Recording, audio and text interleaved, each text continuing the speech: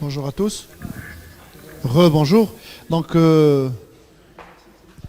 j'espère que vous avez eu le temps d'avoir votre pause café. Les deux dernières présentations auxquelles on aura l'honneur d'assister aujourd'hui sont tout d'abord celle de professeur Azdil El-Hassouni, professeur ici à l'ENSIAS, et il va nous parler de Smart Mobile AI Applications for Development. C'est Azdil, vous avez 20 minutes, c'est la règle, donc à vous de jouer. Ok, merci Salah. Bonjour à tout le monde. D'abord, je tiens à remercier donc, les organisateurs de ce forum.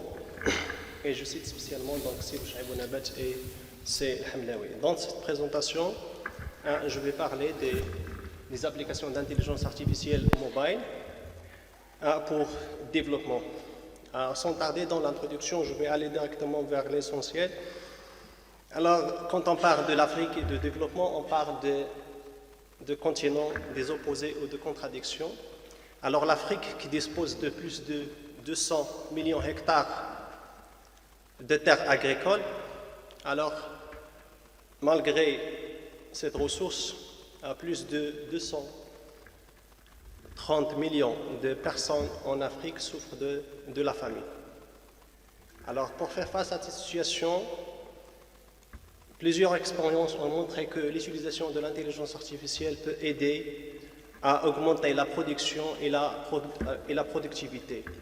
Comment l'intelligence artificielle peut aider à augmenter la production et la productivité des plantes via l'optimisation des différents biosystèmes, via en rendre le contrôle de l'environnement de production intelligent et via l'utilisation des robots dans les champs. Si je pose la question, par exemple, comment les robots peuvent être aidés à augmenter la production et la productivité, je cite par exemple optimiser le processus de développement des plantes, aider à prendre des décisions par collecte et analyse des données, et via l'utilisation et via le développement des applications, comme montré dans l'image, des applications mobiles intégrables dans les smartphones qui sont partout, pour développer des applications, par exemple de détection de maladies, via l'analyse d'images en utilisant les réseaux de neurones par convolution. Alors dans ce sens, je vais montrer deux applications que j'ai développées. Donc la première application, il s'agit d'une application mobile d'intelligence artificielle pour détecter les maladies des plantes en utilisant les réseaux de neurones par convolution. Deuxième application, ça rentre dans le cadre des réseaux, des applications des robots sociaux. Donc c'est une application pour assister les personnes aveugles. Alors pourquoi cette application, donc, dans le contexte général, je vais essayer, donc, malgré les efforts déployés par le monde pour diminuer la perte des plantes, alors le FAO, l'Organisation mondiale de FAO, a confirmé que plus que 20% des plantes sont perdues à cause des maladies. Alors la situation va être plus grave avec l'impact de changement climatique et de la pollution. Donc, on a proposé donc, une application d'intelligence artificielle intégrable dans les smartphones pour reconnaître et pour diagnostiquer les maladies des plantes. Mais avant d'avoir une application d'intelligence artificielle intégrable dans les smartphones, je vais essayer de présenter les avances et les améliorations faites sur les modèles de deep learning. Et quand on parle de deep learning, on parle des réseaux de neurones et de réseaux de neurones à convolution pour montrer les apports et les améliorations amenées par les chercheurs pour rendre les applications d'intelligence artificielle intégrables dans les smartphones. Parce que, pourquoi le souci, pourquoi donc chercher à intégrer, donc, pourquoi ces améliorations? Tout simplement parce que les modèles développés dans les réseaux de neurones et les réseaux de neurones à convolution peut marcher sur les ordinateurs, peut marcher sur les labos, mais pour avoir des applications qui tournent sur des smartphones qui ont peu de ressources de calcul de mémoire, donc là où il y a le problème. Alors à travers donc l'historique de réseau de neurones, je vais essayer de montrer donc les améliorations et les apports amenés par les chercheurs pour rendre ces applications d'intelligence artificielle intégrables dans l'ESFAM 3. Et quand on parle de l'historique de réseaux de neurones et surtout les réseaux de neurones à convolution, je vais parler. Alors les premiers modèles sont développés dans les années 80 et là on parle des petits modèles de réseaux de neurones ou des réseaux de neurones à convolution. Mais en 2012, donc Geoffrey, le père de réseaux de neurones, a créé donc le premier modèle deep learning avec 8 couches. Avec 8 couches et qui a arrivé donc à réaliser un taux de reconnaissance assez élevé. Là, donc, c'est le créateur de notions de deep learning et vous voyez qu'avec 8 couches, il a arrivé donc à avoir un taux de précision de 16%. C'est le créateur de notions de deep learning. Donc on parle de la première phase de réseau de neurones avant les développements technologiques. Mais en 2012, donc, c'était la création du premier modèle Deep Learning avec 8 couches et qui ont arrivé donc, à avoir donc, un taux de précision à l'entour de 16%. Donc, de cette date, donc, les chercheurs ils ont commencé donc, à amener des modèles géants en ajoutant des couches. Et vous voyez que 2 ans après, donc GoogleNet, une équipe de recherche sur Google, a créé donc, un deuxième modèle avec 22 couches, et ils ont arrivé à diminuer donc, le taux de précision à 6%. Donc, dans une année de plus, donc, avec ResNet, donc, les chercheurs ils ont essayé de tenter plusieurs modèles avec plusieurs couches, et ils ont arrivé donc, à tenter des modèles, on parle des modèles labo, où ils ont arrivé à avoir donc, un taux de précision de 3%. Donc, à partir de cette date, donc, les chercheurs ont commencé à réfléchir comment on peut diminuer, comment on peut simplifier les modèles pour qu'ils tournent sur les ordinateurs personnels, ainsi sur des portables ou des smartphones qui disposent de peu de ressources de calcul et de mémoire.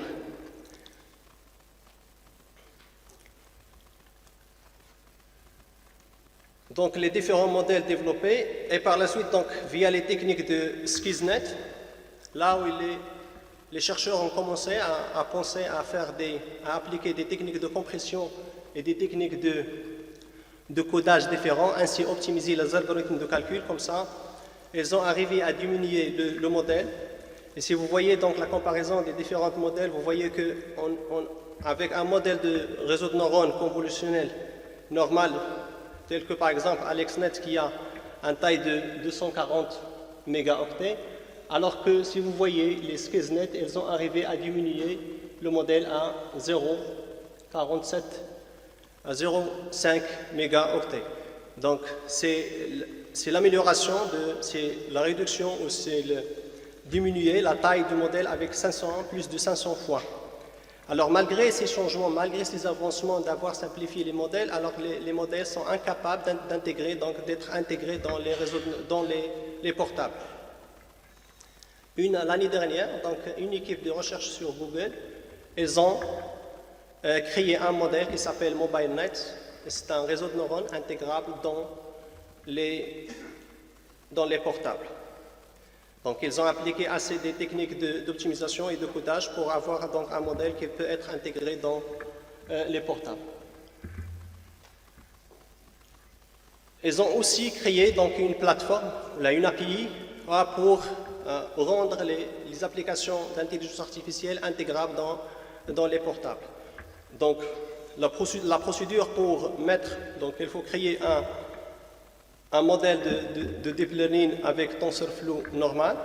Et par la suite, il y a une API, une procédure de conversion, c'est-à-dire de minimisation et de compression appliquée sur le modèle pour qu'il soit intégrable dans le portable. Bien sûr, donc, si vous parlez des plateformes, donc les applications peuvent être tournées sur l'Android ainsi que les différentes plateformes. Alors les outils qu'on a utilisés pour réaliser cette application, donc on a utilisé TensorFlow pour modélisé pour faire le modèle de base. Par la suite, on a utilisé TensorFlow Lite comme ça pour minimiser et pour réduire et pour compresser donc, le modèle pour qu'il tourne sur donc, les smartphones, bien sûr avec les différents langages qu'on a utilisés. Alors le modèle qu'on a développé s'est inspiré des modèles de réseau de neurones à convolution sur la littérature. Donc notre modèle s'était traîné sur une base de données de 7000 images de tomates. Et bien sûr, elle permet de reconnaître les 10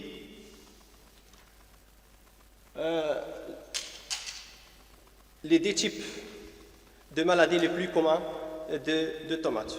Et bien sûr, le modèle elle fonctionne avec un taux de précision élevé. Et bien sûr, elle fonctionne rapidement sur les portables en utilisant donc le caméra du portable. Alors, un schéma simplifié de notre modèle. Donc, à notre modèle, on donne une image, après un certain ensemble de calculs pour sortir donc le type de maladie qu'on a. Alors, la base qu'on a utilisée, on a utilisé une base des images des maladies de tomates, donc avec les différents types de maladies. Bien sûr, un tableau décrivant donc les classes utilisées, les différents types de maladies de tomates qu'on a avec le nombre des images utilisées. Vous voyez que le total des images, c'est à peu près 17 000 images utilisées pour traîner le modèle. Comme ça, on aura un modèle qui est capable de reconnaître les différents types de maladies. Exemple de test qu'on a fait, c'est-à-dire on donne à notre application une image, bien sûr, de maladie de tomates, et on aura donc le résultat comme ça, la classe ou la maladie qu'on a fait.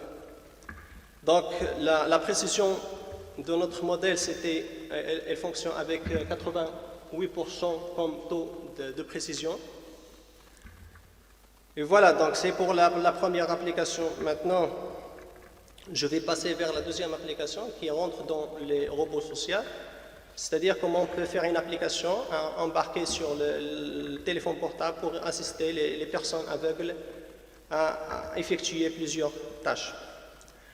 En profitant bien sûr que les applications d'intelligence artificielle maintenant sont intégrables dans les smartphones, en profitant de l'émergence de l'interface utilisateur vocale comme alternative de l'interface utilisateur graphique, en profitant de l'existence de plusieurs API de géolocalisation naturellement installées sur les portables, et bien sûr l'ordinateur, le portable maintenant est devenu un outil d'échange d'une grande quantité d'informations, et comme ça donc il apporte un aide, le plus grande aide à partir de la technique de Braille. Alors cette application a pour fonctionnalité, donc cette application qu'on a développée a pour fonctionnalité d'aider les personnes aveugles pour éviter les obstacles, identifier et localiser les objets, bien sûr avoir de localisation ainsi que les noms des alentours, et bien sûr à produire du texte à partir des images capturées via la caméra de téléphone. Et bien sûr, le message sera délivré à la personne aveugle, ça sera délivré un message vocal. Donc les trois fonctionnalités seront délivrées sous format message vocal. Si je parle des composantes, bien sûr, chaque fonction est basée sur une composante. Donc une première composante pour reconnaître les obstacles, les objets et les obstacles. Une deuxième composante pour avoir du texte à partir des images. Quand on parle des images des panneaux ou des affiches ou quoi que ce soit dans la rue. Et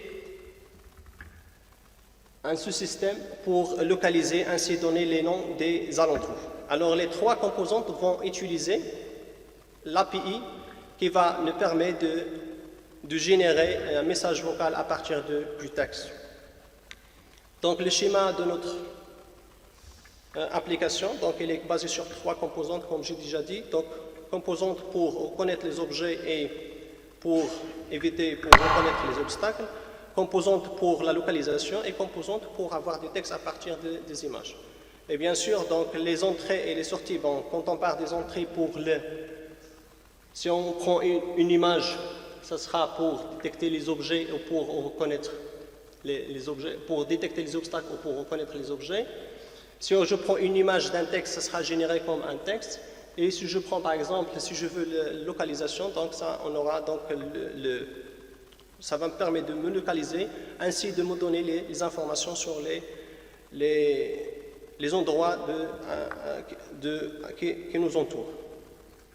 Alors le premier système est expérimenté et traîné sur une base de données tirée de ImageNet. Là, on a traîné donc un modèle de réseau de neurones à convolution pour reconnaître les différents objets du monde. Bien sûr, le modèle, donc si vous parlez de ImageNet, ImageNet c'est un challenge qui met à disposition des chercheurs un ensemble des images étiquetées pour traîner des modèles de réseau de neurones à convolution. Le deuxième modèle, c'était traîné sur une base construite par nous-mêmes, à partir bien sûr des challenges, à partir des ImageNet, Coco, ainsi de suite, qui met à disposition des bases, des images. Et comme ça, donc, on a traîné un modèle qui va reconnaître les obstacles et surtout les obstacles au mouvement. Le troisième modèle, c'était traîné sur une base de données Street View Text, et c'est un modèle qui va permettre de reconnaître les textes à partir des images. Donc, un petit graphique là qu'on a conçu pour faire donc cette application. Donc, l'application, ça permet de reconnaître, d'assister les personnes aveugles pour reconnaître les objets, pour éviter les obstacles et pour avoir l'information sur la localisation ainsi les endroits des alentours. Donc l'application après l'authentification, donc elle dispose de 2 boutons, elle est simple à utiliser. Donc si vous appuyez sur Places, ça va vous permettre de vous localiser ainsi de vous donner les informations sur les buildings, c'est-à-dire administratifs, ainsi de suite, qui vous entourent. Et si vous cliquez sur la caméra, donc le téléphone, donc l'application va prendre l'image. Et s'il s'agit d'un objet, elle va vous dire qu'il s'agit d'un objet. S'il s'agit